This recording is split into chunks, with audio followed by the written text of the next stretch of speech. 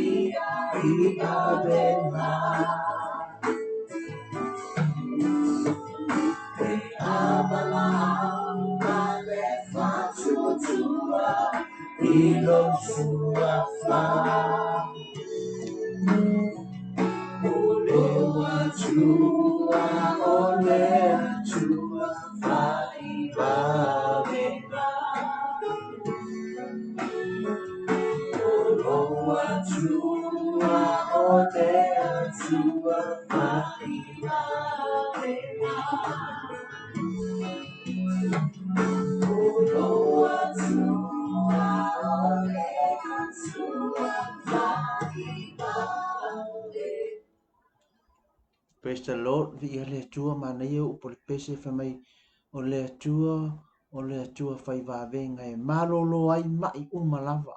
Amen. Vi le tua fa o wino tato po klame o Yesu o fa malolo. Ai mo moli mai ni pese le ano ma le taua o le tangata fa tua i le tua fa mai ai fa tua i le tua e fa malolo ina ai oi. Amen. O le mana onga fo i nā o le tātou po kalame. E wha soa atu i atu oe, ma wha i loa i atu oe. I le ai ase se tasi tangata. I le ai ase fo mai. I le o louta mā po o louti nā. E wha ngā i le tua, o tua a po o le tangata. E ala me ila na wha malolonga. Pe fo loutino. Ia po se vai fo i e wha ngā ina. Ia po se tala vai fo. hai ala mai e le whaamalolonga le atua. I te whaatua i le atua. I ona pa i mai le whaamalolonga le tātou atua. E moni ma whaamaoni. Moni ma whaamaoni le pesi e tātou. Sa taina ma tātou whaalongolongo atu i e ni afiafi. Ai le amataina tātou pokalami. O le o te ina i tātou se tālu. Le atua mana, le atua malu. Le atua o le pule. Le atua e o me o malawa. O lo ilo ao me uma. O lo ilo pule foi me uma. A o le nei pokalame, o le whaasoina lea, ma mātou taratara noa, ma whaamalama o mātou te ngata. E ala ia te oi Yesu ke viso o le whaamalolonga. Pei lava o le ngoa le nei pokalame o Yesu o le whaamalolonga. Wa o mātou taritonu ma wha tua le tua. O le whaamalolonga o lo ilo ao lea. Whaamalolo ai, whaamamalama ai, whaailoa ai le li'i. Ni nisi fo'i mafuanga o lo a fia ai lo mātou wola i mai. Ma tai ai i mātou le li'i. Ine i mawhai o le whaamalamala ina mātou loa. Ala o lou fina ngā lolo mātou. Tu whaamalolo anga lea tu fo'i se tasi o whapena o na mātou whaasoa le nei a whiawhi. Whaanongolongo mai fo'i le nei a whiawhi. Seo i eise a venga ia. Ia papena na ngau sia amo le polonga. Le alava le mea o lo polonga ai, ma sai tia ai, lea te ngata lo mātou atua. Lau te talo i a te oi le a whiawhine, pa i atu i ailo awanga lele. Whaamalolo i a te ia, whaasao loto i a te ia. Ma ia i ai le manuia o e le atua. Vi ia lava o Yesu, whawhitai te rira. O te mu'mia lo nganga o le poto ma le mamalama. Se i mātou tala ai a wafiong pa ia. E ala le whao unga mana le ngang pa ia. O oe lava mātou te mawhai ai. Amene ma amene. Ia, ni ia le tuare nei tūlata le tonu o ro'o mawarso i fuama le ola. Mawar mahosi. Ia tātou iei fo i le asfarai le tele na umainga lue ngā nisi. Ia o nisi fo i whaawau atai au. Ia au. Tele o nisi e whapenana whaai wina ni latu aso whaafai ngā luenga peo ni aso whaamalo whai whaiva malo ngā lue vi ia le atua o ala uma sa tātou wia sa iei lama le fini ma le ti Apollo ai mo mawhai o na saunga le mule ni aso ono le alofa o le atua ta tonu foi o whama e ina o ngar whanau le leva i aso mai lama le aso ngofua se i o mai le aso whaile ia sa tātou wanga i lungo le ala e la mal fili mal ti Apollo pe al upo le atinu e masani e o le matu ma ngau o le mai fa lave lo soifua ma lo mata wola ai pitia fo ia mawala e ia fa fitau li fainta tatu te le mai do wa o le fili e le moi no i le taimi ma le taimi fa e tau ma fai e le peti ai lo soifua ia mo mata wola fo ina ia awani tau nu po kalame le tu i lo soifua mo lo wola pe tai o le toto Yesu ke viso o sau ina i o tātou wala. O le ao le atua o lo leo ina i tātou iso stemi. O le mea nai ao ana tātou matala. E ao ao na tātou tuu i le atua me umalava e peo la tāwita. Tu inatu ia Jehova o tātou wala uma. Ia ona wha atonu mai le Jehova o tātou wala. E wha pēnā se wha moe. E wha pēnā se manatu o mafua ai o na tātou mauale nei tūla. Ona o le lei ma le alofa o le atua ua mawhai ei o na tātou toi whaafsanga i le anga le lei ma le alofa le atua via le atua whaatalofa atu i lau sunga i le whaatonu ia Mike Beretta e le ngata fo i lea o le auso kerisiano le aingo le whaatotua i le nei tu la i whaatalofa fo i tō mātou te māwha le nganga ia Pastor Phil Walesi le ngata i leo so mātou tinafa pepele ia hana se via Walesi i o lo whapena ona iei New Zealand ono nisi o pokalami wha ono o wha lave malanga marima le oti ia sau toto Yesu Kiriso le suingo le tau ia ilan wha amano longa i o lua tino le ngata fo leo le uso ia vau iwa o lo whapena na te ave ia o lua ia lo whangia ia ili wha amano longa wha manuia atu le atui le ala o i lava se tasi e whapena na anga le atu ia whaatutumu whaateleina i le atua manuia i lunga ia te lato wa tala tuspa ia a whaite matua whaalongo matausi o polo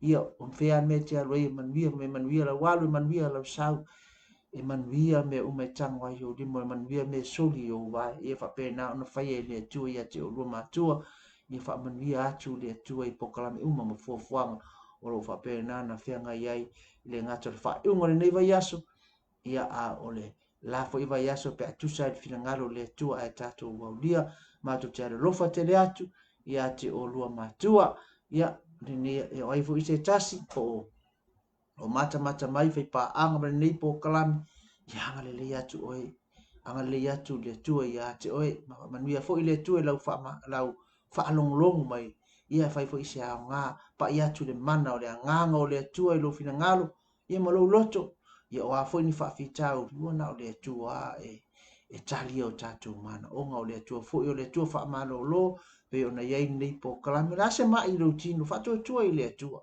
amen fa tua i le tua o ia na te fa malo lo mai o te e se taimi ona o muli mau lea i le fa malo longa le tua i lo tino ona o le tau fai fa uma atu tatou po kalamere ini fai ona kava i te tono le vai o le tono ni vai yaso ia atono lava yaso ona mauai mai i lua fesu lima ina le mafai ona usa vali fulo tuli vai ia o so ongo po nga ai viva tu fare mai fa mai wale ingi me lolo o ni va vale i tapu lima ma tuli vai fulo ai le mafai nga sa vali ai mai nā mea na uta oto ai po tusa le tolu masina le wha masina le mwhaina se whesawhai e kau koro pe kau eku le tolu vanele po o se mea o te fia alu i ai. Ele i ai ma se vaenga o lo mawhau na whapena ona ave se ai o le atua o le whamalolonga o le atua o lo whamalolonga ina te whamalolonga. No utoi tūlai ai a mo utoi maua le malosi ona o le anga le lei ma le wha maoni o le tu. Ai stemi o o wha so atu ai lea mo le mau mata ngō fia fo se tasi o wha inga o wha venga le tu ana whai e lo nei o lo te fia ia o te wha so ina le nipo kalame ina wa uma ia te au o te taratara no atu ai na wha pena na wha atupu e le tu se fia i lo loto ona o nisi o wha inga e mawhai ona o wha so atu ai ona o te mori mau le wha maoni o le tangata ino ia Yesu ke viso mana na wha manolonga. O te tari tonu fo ia Yesu ke viso mana na wha manolonga. E wha pēnā la, e isi taimi ona, o e ei mea le ta oto mai ruma ana, le nau e wha uma atu tātou po kalame le te tonu niwa i aso, ina i mawhai ona wha malamala ina vaenga ia la, i ona tātou mamai. Ia ona wha solo atua i le lava i aso pe atusa ma le fina ngaro le tua ai wha o wina pere nei po kalame. Ina i wha tātou te wha so ai le wha maoni o le tātou li wha olo i suke viso malana wha malolonga. E monia o Iova Rafa. Amen. E monia le tātou ali. Wha mai o la wamo o la na amo e mama o kako wamo e mamafa. O makwa i kako mawhati ai le tero a venga o lo tātou tau a venga. O mai o whawhi tauli, o me tutupu, o mea ia. Ia wa umana i le ao le tātou atu. A wha mai vatu la ia te ai a mailanga. O mea la uamo e mama ia. Le ase a venga o le ase mai o le ase tinga. O hani whawhi tauli o lo whea tai ia i nei ma oe soi fuanga nei. Sa atu atua ma tari tonu e Yesu ke viso. Tu o ia Yesu ke viso. Ona e malo lo ai lea. Ona e mapu ai lea. Ona e sa o loto ai lea. Ona e malo lo ai lea. Ia vi ia lea tua. O lea e te mawhai e wha so atu. I le wha maoni ma le leo tato li i wha olo Yesu ke viso. Ule nei aso o lea la te mawhai e wha o oina atu e tato pokalame i le aso ana nafi na uma ma tato pokalame ana nafi ono o le itu la ma le teimi wha tapula aina. O a whaita toa i te talaina. O whaita toa tato talaina e ulu fale ai le mea leanga po leanga leanga. O le mea leanga o satani. Ma ana au o nga ana au po anganga leanga. Mo demonic and evil spirits. Ngā ruenga liri o le nina langi o lo whapena ona tātau mia ai ma polonga ai le tangata. Amen. Ai mafua mai ono le ngata o lo le ustai i le tue whaakanga i le kua le mai ia te oe. Ia ai wa tātou Ono o le tātou te iai le lalo langi te fallen world. O tātou iai le lalo langi to i lalo. Amen. E mafua mai ono le sala le ure tangata. Ua oi e whamaire tangata. Ua oi e mea uma. Ua matua i o mia ma ua oi e mea uma. Le ngata o tangata, o le ele, o le palapala, po o la au o mea uma. Ua matua i a fia i le afo. I le asala nei. Amen. Le afo i la le ua kaku polongai. Ma taisai tia i tātou. Ono ngā luenga i a le li o pōruli. Satani. Amen. Le ngata la mafua mai nise tātou mai pen tamu whai taratala atu le neva i aso. Mafua mai ona o le tātou le tausi o fionga pa ia ona wha ngā kangolo le akua wha a mai le mai o tātou tino. Le ngata o le tātou le ustai ma tātou le wha longo i le atua. Le ngā whai e le atua le nuo Israelu. Ia ai mawhai foi. Ona tutupu mai mai i o tātou tino. Ona a fianga ina ua tātou iai le lalo langi ianga sala. Pa ua mawha ua to i lalo le lalo langi. Le ala wa lai ona maua i tātou i mai. Amen. O mea tātou te ai o tātou winga, o mea whaatino, o mea i olo whapenana ngai ioi mai ai. Le li o le langi whaapolonga ai. Ma o le si fo i lea whaafitau tili o na matau tia pe numero tasi. I tu tonu le lalo langi me si o mangala ne. Mo mai. Amen. Ua lei longa se to i ngā mai. A lea tau mawhai tātou pokalami. E tau moli atu i a te oi. Po a lava mai uma. Wa ko i ngā mai e te mauai ma o mauai. Na le tasi a le whaamalo. Tasi a le tangata. E mauti noa ma atoa toa se lau pasene o lo ia te ia le whaamalo. Tara tonu ilo loto whaatoa tua ia te ia. Amen. Ile Isaia lo mta upe lima sifuma le tolu tala masani fa upe whawha mai. Wea tau aveina o tātou ti ngā, wea tau aveina o tātou whaanoa noanga. Le ngata wea tau aveina o tātou ti ngā. A wea tau aveina o tātou whaanoa noa. Amen. O ti ngā ma whaanoa noa. O whaanoa noa e maa fua mai ona o mawhatia. O ile mai ile le spirit lea o le spirit la nganga o le whaavai. A ewa ainga i le liunga whapalangi ngai ta otu e ina le upunga infirmity. O le nganga o le whaavai. Fa mai ngaki kau aveina. Le ngata o aveina ti ngā o soropo o mea ngai ke mawhakia ai, ma e sei ai, ma e ti ngā ai ma mawhatia e loloto. Ai, ngaki kau aveinga fo i mea ngaka ko ke vai ai. O mea e vai e te ngata, e maa fua mai, ono ngā luenga le ali o le pōluli. Spirits, leng tau tata noa tu ya nafi. O spirit, demonic spirits and evil spirits. O nganga ia leka mawhai e whaavai oe. Le nganga le sa ilunga o tina, le sa whai me sfuma le valu tau sanga.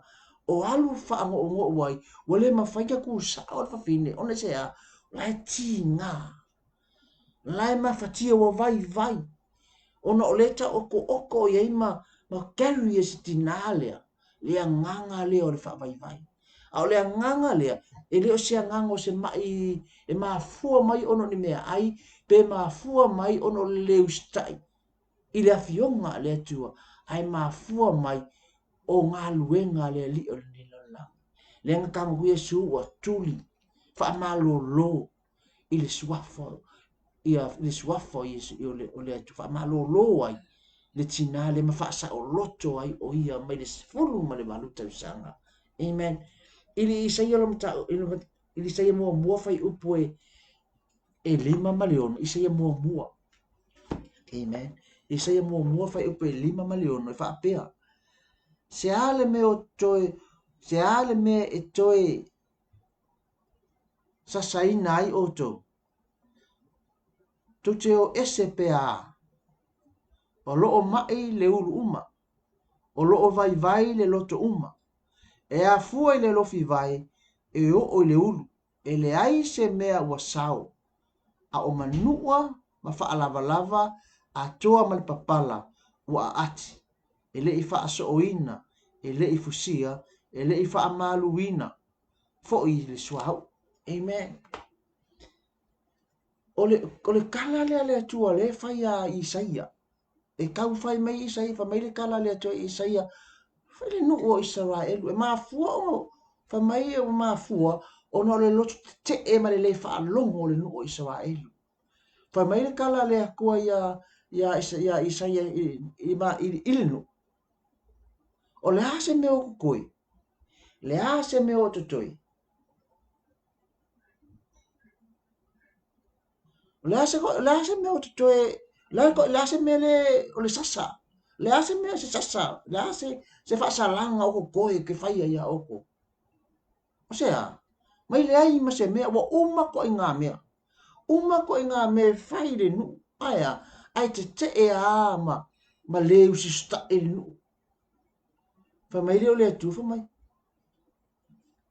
Nga o i maina, wha mai lona ia, wha mai leo le tala le atu, wha mai. O loo mai le ulu uma. O loo vai le loto uma. E a fua le lofi vai, e o le ulu. Amen, wha mai. O loo mai le ulu. O loo mai le loto. E a fua mai le lofi vai, e o a i le ulu. Amen. O whaasala, o mea ia le kā ia le atua no i Israel. Pai mai, wa uma ko i ngā sasa. Wa uma ko i ngā mea whai aku iai, ngā whai le ngā ongi, ngā awe le ongi, e le uska iai le whaalonga, e le ngā wai o lato roto. Amen. Uma ko i ngā mai, wa uma ko i ngā sasa ia o kou. O la sasa o koi. Leo uma mai le sisi o manga, a leo wo o ia ki oe, ama ko ai mo ule loa ko i o sor mero tupu ile tu pe a eva ai wo ko confuse ama fo le ku ile fa ma a mar ke o no o se vai le ala ka mo fa i lo ia ile tu ia isa ia e ka o aku ye fa mai nga ma i lo ulu le ale me le tele no le ma i lo ulu le tele no ile mental illness fa avalea le ntantara tala toi le amatanga fa menga mai le loto amen o mai o alo loko vai le loko la le mele tele no le vai loto le na fa matara tala tu i le sita to proclame talwai o le ava no wata tala ina e ngofo ai le ti apolo por te mon amen le ntantara no to e nafi fa mai lo lai fa mai le sivaenga fa mai ale lo fi vai se ia pa ia le ulu wo uma ko i ngā mai mai le tino ua uma wa tasa i le atua le no o Israel fa mai ai mako ai le ai ia ma se ngā wai o le loto o mai la ia le ngato le mafau o le mai o le loto vai o na ua nofo le spirit lea o le anganga le anga ma mai o le tino o le fula ma le sila i lalo o le mai mangeso ma le mai pa ua mai ngia nga tu ele tu le no Israel le e ku pito le nga koe ka ye le nga kongo ye le tu le no Israel e ma fai ka pe pi ya ku mai ye ya toto pe a fai ko ke le usta e pe disobedience ele upu le tu ma la fionga le tu amen le ala wa ka wa fai ya tu le tu ya Isaia sole o le ngu ko o le mala mai le o uma e pe ia ole walking yang o lo wakali soli o le lo po la kala la fa ku ya o soli o uma ko inga kala ka ko opu e le fa ia tato fana pe a fa ia ko ele uska e mai o uma ko inga kala ke le nga wa e mai la e se skala ka fa ia e tai fa pe na le upu le atua le fa ia isa ia fa e a ngai pe nai le nu o Israel mai soli o uma ko inga sasa o le asa si mea koe whai. Wa ule i loa. So mo koe le mama le atua le mea na whai. Mai wo wha le kongu ma whau whau. Wo ku i ngā kua mai ke mongi mai o whakanga inga. A lau e le kua onone. Le ustai po le loto te rebellious spirit. O mai e mai e le rofi vai se pa ia lunga longa winga le ngata o mai mangeso o mai pa ua o mai sila ilalo sila ilanga mai fula fula o le suka o le ngungu ko inga mai uma le fa mai nga kava o le tino mai le rofi vai se pa ia le kumwa il tingata Israel ai sau le fa upo e lima se fulu mai ile mai ka upo e lima su mai to fa upo e fa pa mai na ia tau aveina o tatou tinga o ia tau aveina o tatou fa anoa noa. Amen. Lo ainga nga kai e le akua le nuo isawa elu mal tangata te te. So tangata te te e ai le tua pe le usta ia fionga le ngata e le usta ia fionga pa ia le tua ai make ke ia fionga pa ia le tua o ma ia tai e le tua. Le ngata ia fia le mafau fau e popole ile fa avale malosi pe tala tu spa ia. O le pongi sapo o le blindness o le iloa se mea a fai le mautonu o le loto atu vale ai lea fo e koe fai mai le tala tu spa ia o mai ia nga ku ue lea kua ai fai mai a fio mai le tangata lea wanga o le tusi e isa ia le lima sumaitonu o le valo ia ina o le tangata lea po le foma i sili lea le tatu tala noa ia o ia o le wha malolonga o Yesu Keristo po le Mesia. Amen. Lea la asau ngake koe faia le fofol na ile o mai ia fai mai le ngato mai o tatou mafau fau po le mental illness and sickness o le mai o kako loko wa mafakia wa ti nga e sao ai ke mongi perki apol no no fai pule ai ma vai ai lo kako wola fa le nganga mo kako wola fa tangata io le olang a o mai foi tupu yo tatou tino e fa vai ai oi ma ele nga wa ia se me fai amen le nga a tupu mai o tatou tino e a fia ai ma fa fa ma a fia ai tino ato amen mana tua a maua o le mai e a fia o ma vaenga ye turo tingata o le tino o le ma fa fa ma le nganga your body your spirit and your soul o me uma ye ko e ma faina a fia pe a fa ye maua tatou e ma amen o le mafuanga langa le la fa mai ele mata upo e lima se forma to fa upo fa mai lo ie le kua ya isa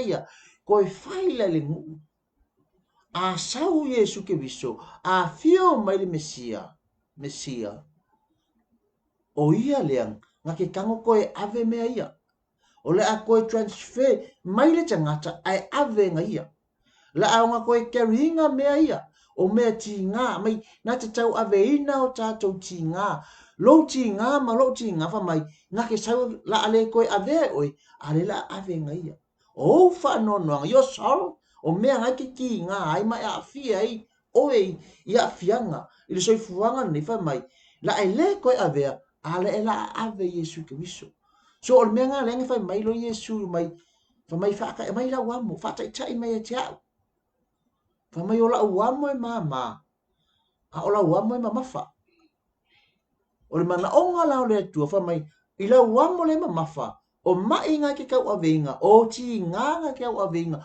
o fa fita uli e tau avenga le manga o le ko e transfer aku ya ia e avaku ya ia se i onga carryinga amen ai au mai le mea le sa lo tonga le ya ia por fa malo longa le ia o le fa malo longa ma fa sa lo tonga. Amen. That deliverance and healing le yanga ia e transfer mai ia oi. Nga amai lo mea ngā nefa mai o la uamo e ma ia. So o le mele ke mafakia e ke ale whakaati ngā o vai ti ngā lo ulu mafatia oi ke ia lo kulunga e alu e ke le loa ma e wo ke ia ke o ke i fo inga la ke sau la ke oi fea wanga o itangata pa pena.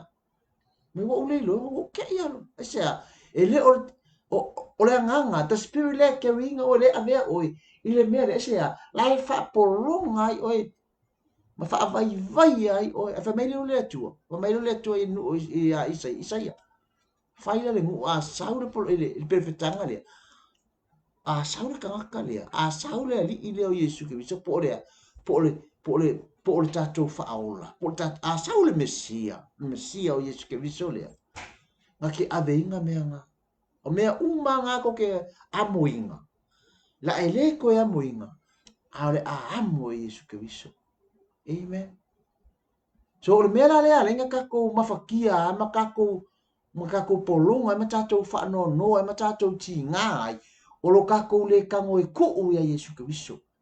A fai fo ele ke mafa e kango kuu ia Yesu Kristo. Ala ko nga me e kuu e ma ku ele e ave angai ke musu. Amen. O le mana ongo Yesu Kristo fatu tua, mai o le fatu tua mai ia te. O le fa ai fa ko kua Yesu Kristo mai na te moa le ola. Amen. Le anga o mafakianga ia ma afianga ia tatou i mai o tino ma afianga i ngā luenga whate moni. Po ngā luenga le ali o nila lang. O lo nai unga o le oti.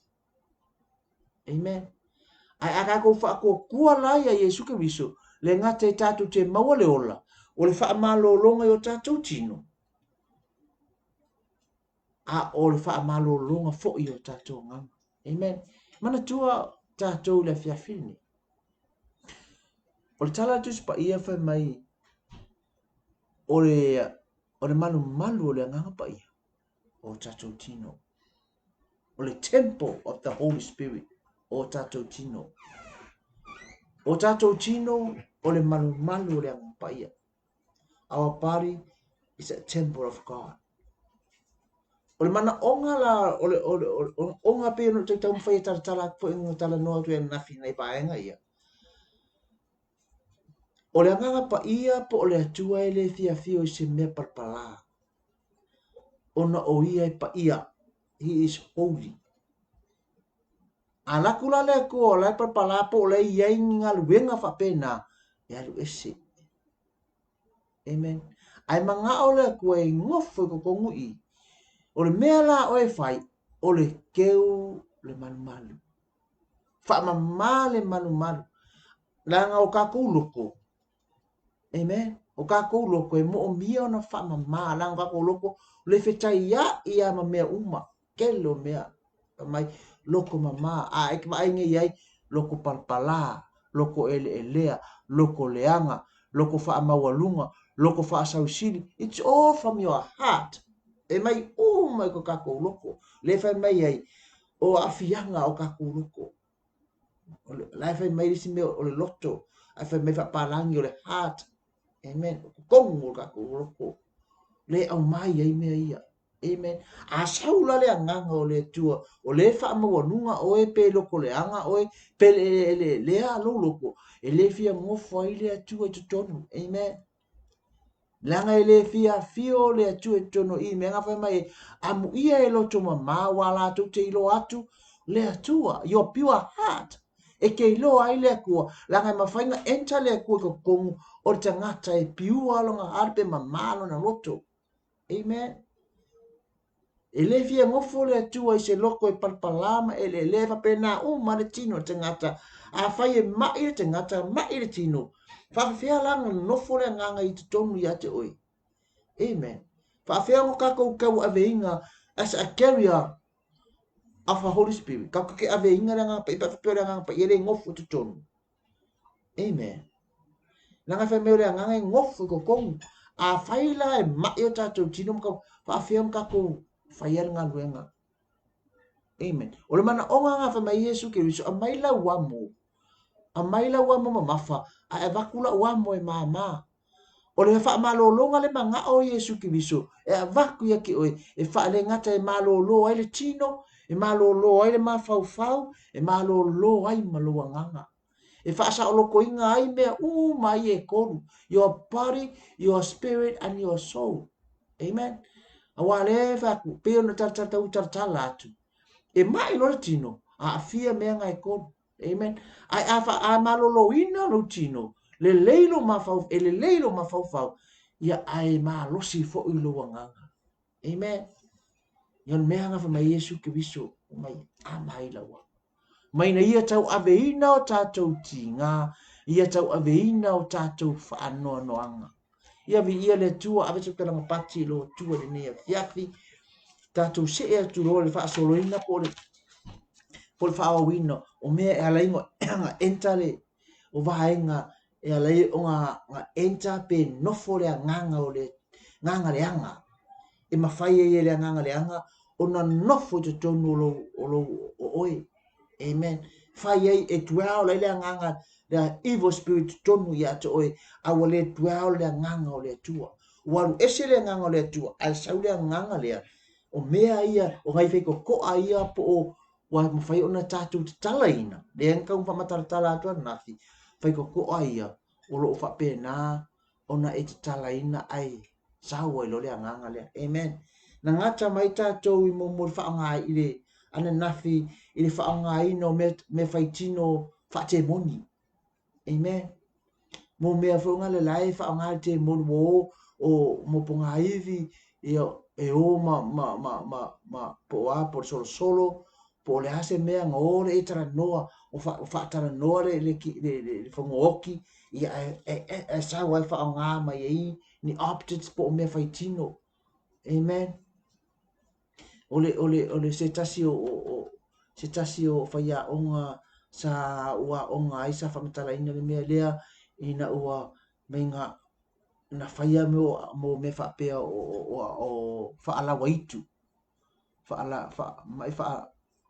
Whape na le mafua i ona fia istangatai i ngā luenga whaate moni ona o walu whamai walu le pō alu male kunga male moli matangi halu le fungoki i le tua le mele le fungo matangi o lato nu eli le fungoki whamaile ai o se au siwa whaia o ngā sa ngai ai se atu nu atala no ai ma se mea uli o le mea uli la le renga whaia mai le whaatu nunga lea masau e lo whaatino. Amen. Whamai a o kapenga lo e alu e eli le fungoki le mosponga iwe e umai whamai le teimiana sa wali ese mai man lato whali ngā o ke mongi i ona o le tangata la le ua whamai le ai maso ngā whewhi ngā le moli matangi ma le suo ngā alua manai mai alua kuroa ele le fungoki e amai le ponga iwi te le kura le vaenga le ponga iwi na uva ai le ponga iwi le ngā whaai loa ai e whanga ma wha mata ai mātou e kangaka lea o lo omoni maua niso uso ona sa whaia o ngā whaatasi maso mātou tamā whamai lo le karakau umanga eli fa me taimi nga eli e vai e si o e ke mon tim o e aiku mo wa lo ka ngolo tu to no solo a fi sa lo lu e poka e ma fa ma no tu e alu ala tanga tale ma kawi me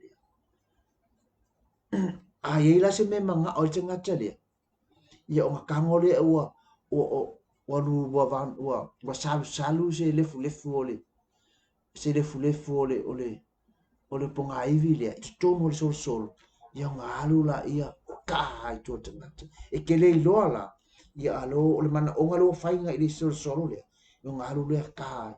A whaila o le mea lea, le whamatara i le reli, o lono to olua sa mau o le mea lea. Amen. Ngā lakulo le ia, ona ua mana o le fino le whaifi au.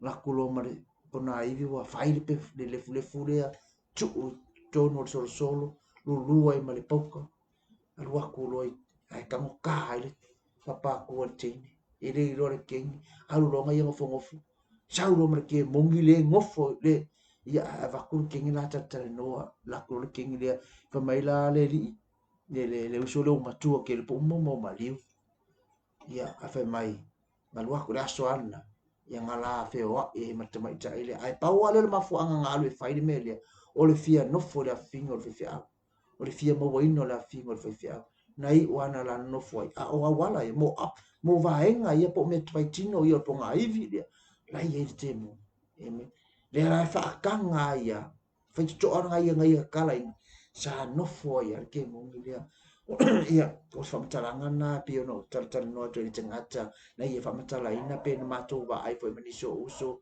ia kango usu i fo i whaftaile tu e mwhaina afia ili ia mātou a afia ia mea ona o nā fo i taimera i titele o iese ma fau po se i loa tele ngal paul me fifa rongo i kala lai fai mai ia ele ia mwhai ona afia ia mātou so i mātou wola ia le tua o le si vaenga ia lai ona nofo le ti apolo pe enter ti apolo po spika ko wa e tala ina e nofo le ti apolo e mafua mai mo sawanga matanga ua makua isa mo o sawanga ia e oso ele ki ngā o le loto tangata. Ua mafakia ele tangata. Ua makua ele ngata o upu whaaluma luma. O upu whaaluma luma. A o manu o le tino. Kuro o mo sawa. Ia ma upu whaati ngā ma upu whaaluma luma. O ila le a fia i loto tangata. Tangata le abuse. Amen. A ti ngala le loto tangata. O ie e vai ei. Ai te tala i lori ti ap. Ai matala i manifai tu o manofo i lori ti apo. O le abuse. O le mea sili lea o na tele i na a fia i toa tele tangata. O le sawaina. Le ngata o le tama loa i lona toa lua. Le aise so kanga le lei. Ai nga le sa fasi. Upu e lafo. Me foi na ta ua ia. Tatu i vafa alungari. Ta ua ia o le upu. Amen. Na tala tu spa ia fa mai. O lo mutu. Po o lo faiva le pule. I le ola ma le oti. A e tau tala i le ola. E ola. Fa keke fo i kako upu le lafo e tatu whangau. E a fia i o lato mafau. E a fia i o lato loto. Lango i e ka kala ai le makala le fika ko alea. Ai ngofo lea nganga lea. Amen. O upu lafo maka masauanga. E wha atino le kamekiki. Ti ngā ai ka ngaka. Ia hewa noa i lo male. Male ti apolo e nofo e tonu ia te ia. Ia mga lue mai lo lea nganga lea anga lea. Ma wha apolonga ai. Ma wha vai ai. Ia mamakua e sai ia. Le sa olo konga tangata lea. Amen. O lesi fai kokoa e le mas e matala e mafai ona enta ile le nganga le po o demonic spirits ili tangata mo fe usua inga le tarafia ngai mo fe usua inga le amen mana tua oi o le lunga ali ia i o mana fa pa ia ina amen ngai tala no mai ile mo le coronito. Amen. Mo coronito ongo fai upo suma le ono. Se kau kopia kuala. Mo coronito ono fai upo ono.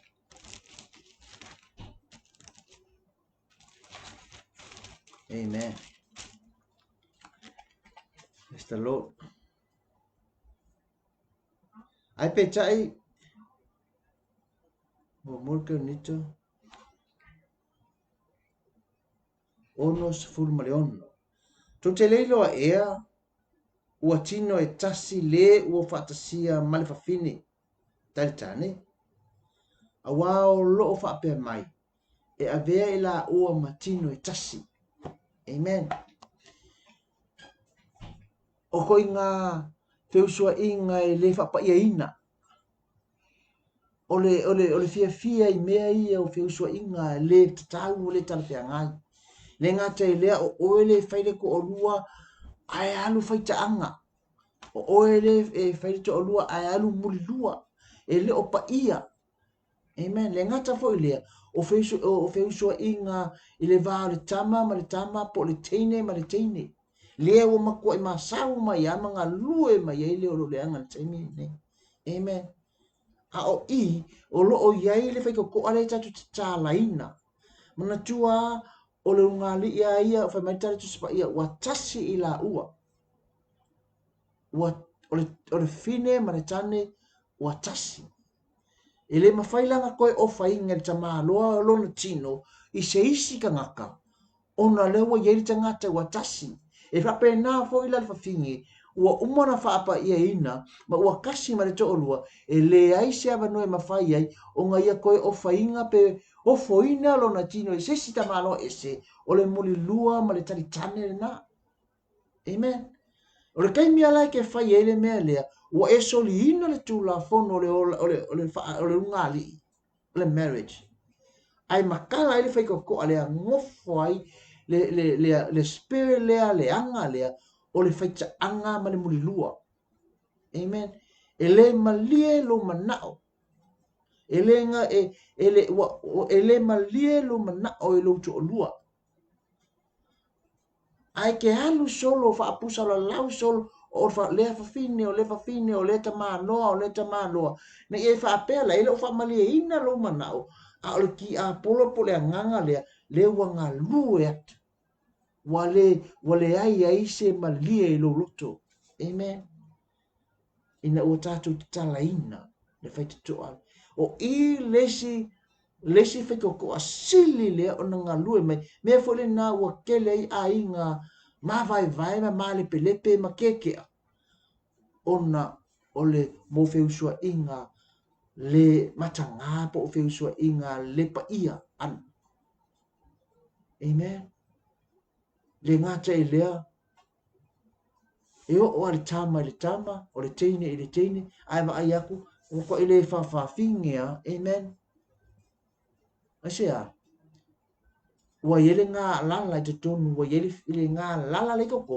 o mea i o tuina nangor tino wa le malie wa so se walu ya fa solo ato wo o ai ai ngai fa na witi amen ngai fa na witi la iki wa le pole ya ki apolo ai alua sia se fa tau nu o le tuina naulea a tuina naulea o tuina naul tino a lo process mai po lo nga lue mai ai le nganga le anga po le nganga o te mun amen o le si feito to o lo fa pena ona kakala inga po enta ile nganga le mole apostle amen mo pa ikanga fa pa u ole o fa pa u ka e mai tanga nai fa na kenge ki ole mai tanga le ole ko po mai tanga ke le manga oinga ke le i ma fa wina e tupu ai le loto tinga le ola Amerika mi ke le spirit le ole rebellious amen a o ila ole apostle manga kua la apostle ole kangole fa pa u le mai tanga ole fa pa u le mai tanga o ke le foi fina nga tanga i le me le po ferme o mai le ola po la ke me ka nga ka wa le tanga ola i tutono tanga fa mai si tanga ile i debate le mea lea se ilonga e whanau le tangata ia ngai loa le e wola ai e loa ma e mautinoa o le kemia e ngā lue mai ai to tonga tangata o form up le tangata ngā wa i le ola amen ngā wa i le ola so o le kemi la e ke whapa ua ai le ola le pe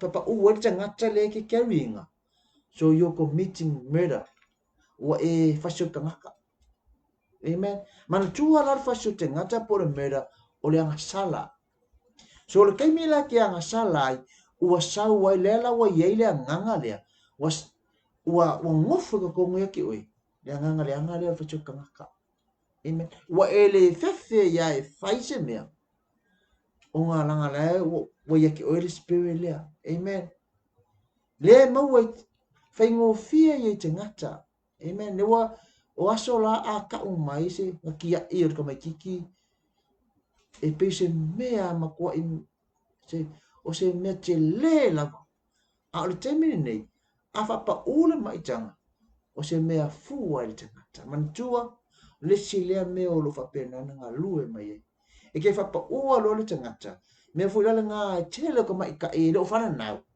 wa le fa nga ngau ua fa pena na puni o la to ala fa nau la ele spirito ka ofia ma fu mai onor fa tinonga le mele amen o le apostle ne sa e faia mo bua le ala wa saule ti apolo ka ofi ele fa mangianga le ya ke oi a o ya ir ka mai kai o lau le mata fa yo fa metal tu spa ia un wola ma fan fanau so ele ai ala se ka mai kai le ai se tangata e te tau ona pa amen ai ala nga pa e mafua mai ona ua ia fianga ia amen ia ia le tua ole si feito to ai mafai ona enter ile spirit le po demonic spirit ia te oi ole mo fa fianga le po mo me ke mo ungodly entertainment o me ke fia ia ele e fa pau pau. Amen. O lo fa longo i musika sakangi. Wa yei musika sakangi.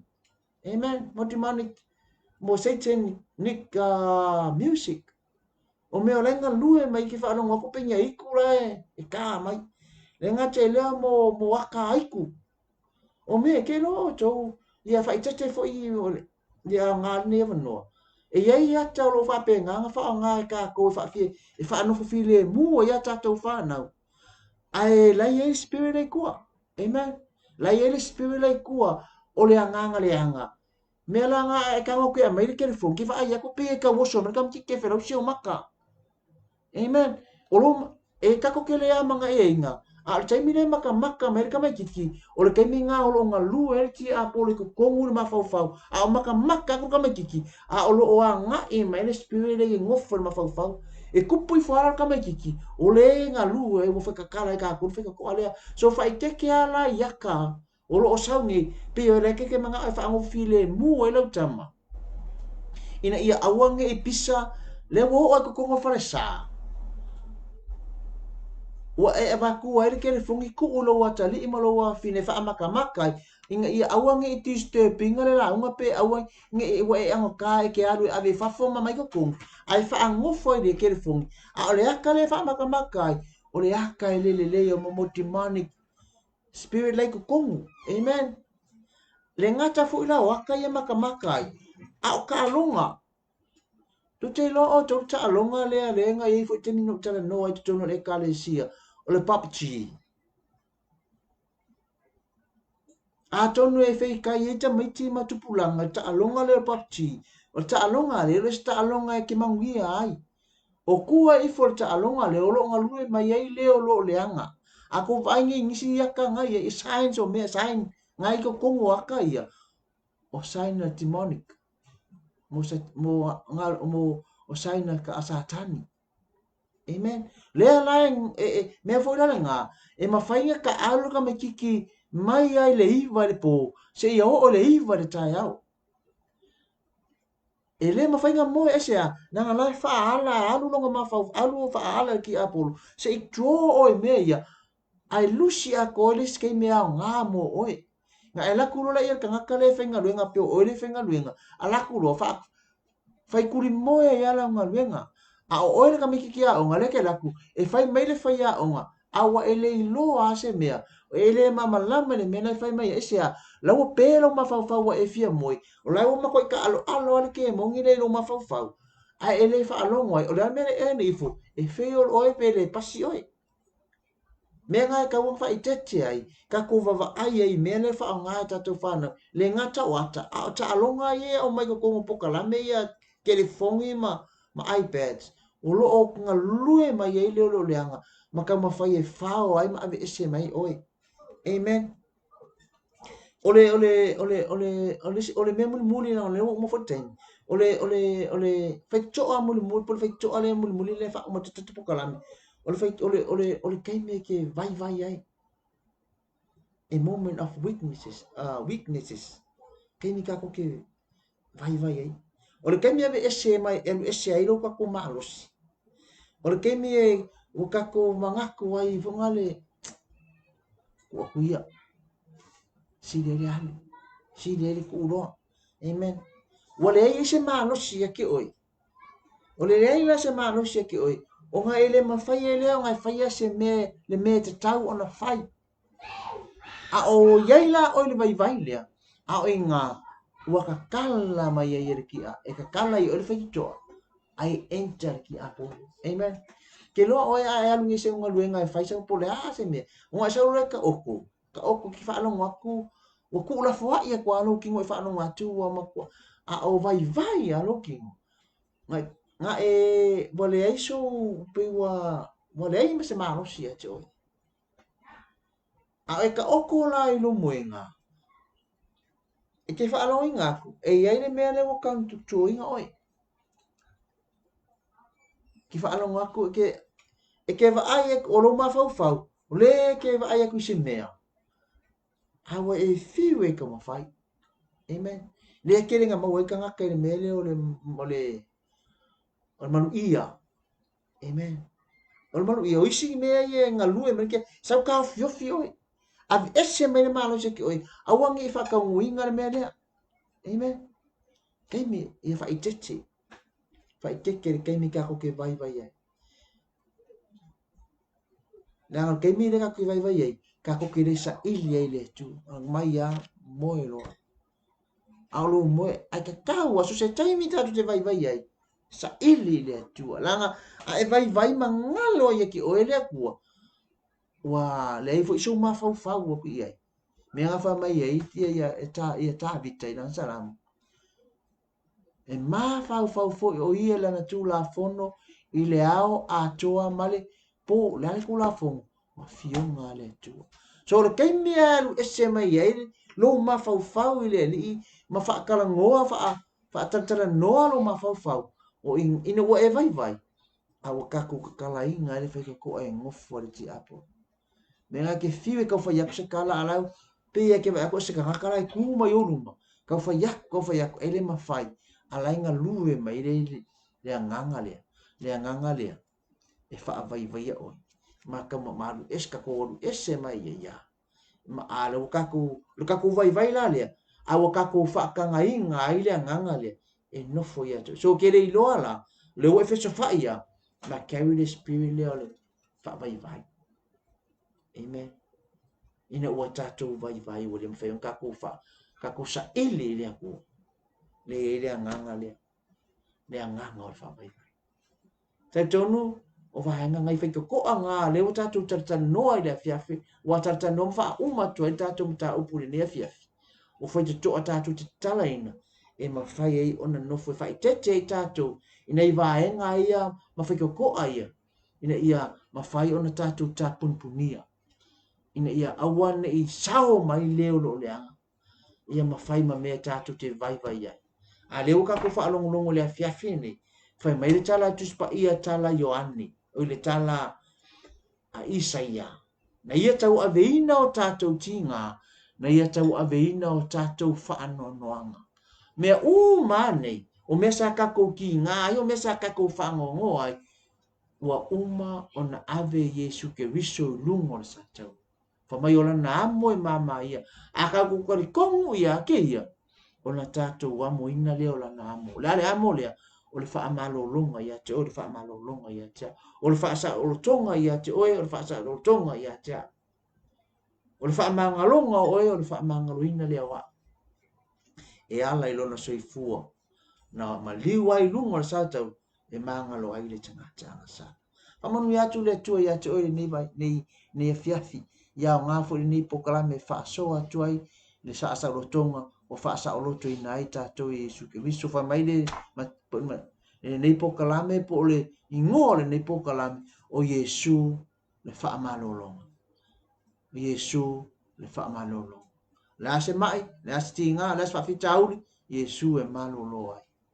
Pa ia tu na wha amalolonga ia te oi. Wha sa o loto ia te oi mai ngā luenga le o lo lea.